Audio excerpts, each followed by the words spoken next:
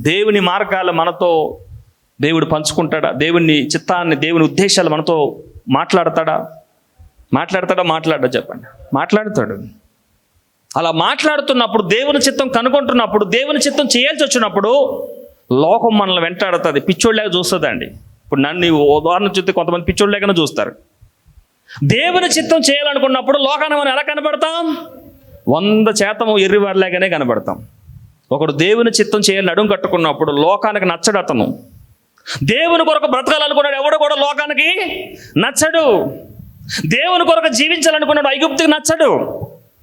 కాబట్టి ఐగుప్తుకి నచ్చకపోని, లోకానికి నచ్చకపోని, దేవుని చిత్తం చేయటమే నాకు భాగ్యంగా ఎంచుకుందుముగాక. ఎంతమందికి ఆశ ఉంది? దేవుడి చిత్తం నేను తెలుసుకుని ఆయన కోసం నేను బ్రతకాలి. నా అన్నదమ్ములు నా కోసం రక్తం చిందించారండి?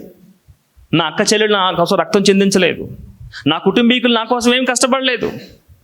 నా కొరకు శ్రమ అనుభవించినటువంటి క్రీస్తు నా వారు.